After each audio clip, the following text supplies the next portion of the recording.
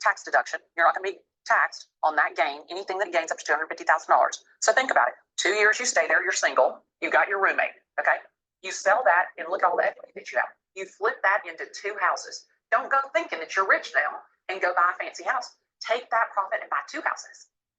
And that's what I want you to think. And then your primary, you could sell it every 2 years. At 22, you could do 24, 26, 28, and 30. So by the time that you're 30 years old, you could have capitalized on that tax exemption 4 times. And you're not even married. You didn't have to share the money with anybody. And if you got a roommate, they paid for half of it. So like, praise the Lord and pass the money. So there's so much opportunity right there. That's what I want you to do. So buy the first one, stay there 2 years, sell it, and buy 2 more.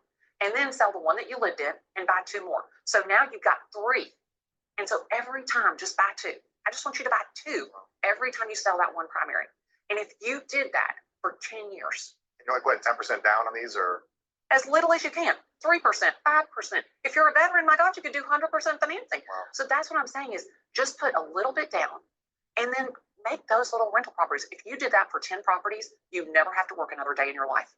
You literally could be 32 years old. You could retire if you lived modestly. Yeah, bloody means. Yeah. Now, I mean, if you're driving a Maserati. Yeah, you're screwed. Yeah. That, because it has a very high total cost to own. I mean, it's very expensive to fix that. Yeah. So that's what I'm saying. And that's what people don't think. The total cost to own is really key. And when you're young, you don't think about, oh, I've got to pay the gas, electric, water. If you're not going to mow the yard, then you got to hire somebody to mow the yard.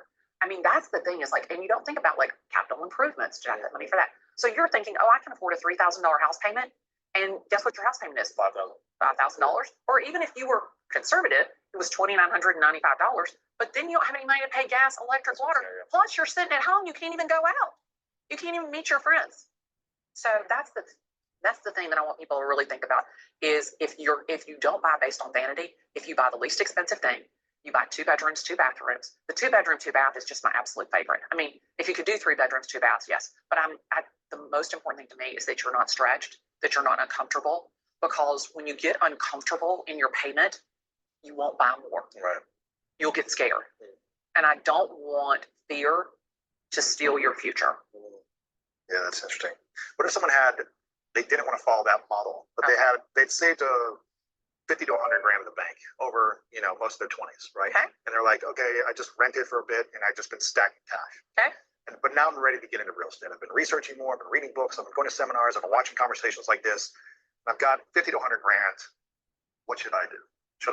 And I don't want to live in it with a roommate, I just want to rent for now, but what would I do? Just buy 5 of them. 5 of them. Well, you got $100,000. Think about it. You put $20,000 down. I mean, come on now. Yeah. You could do that all day, every day, and twice on Sunday too. What about the management of like managing tenants and like breakdowns and calling you? And it's like, so glad you asked that question. Because it's the energy cost of investing. It's not just, okay, I put it in and now I don't have to think about it. You've got to manage the taxes, again, the people coming to mow the lawns, the tenants that are screaming at you, whatever it is. It's like, it's a lot of time now in 5 homes that you're managing. Okay. And all the bookkeeping and all the legal fees and all whatever it is, closing costs and realtor. It's like, it's chaos. If you have a property management company, they're probably going to charge you somewhere between 6 and 10%. So you don't make any margin then at the end of the day, right? So a portion of your profit is going to go to that. Okay. But being handy will serve you well, number 1. But number 2, the key to success with rentals is the tenant, the quality of the tenant. How do you find the right tenant? Okay. So a lot of it depends on where you buy. That's why it's critical to go to the grocery store and check the fruit. Because somebody who's taking care of their body is probably taking care of your rental house. Okay.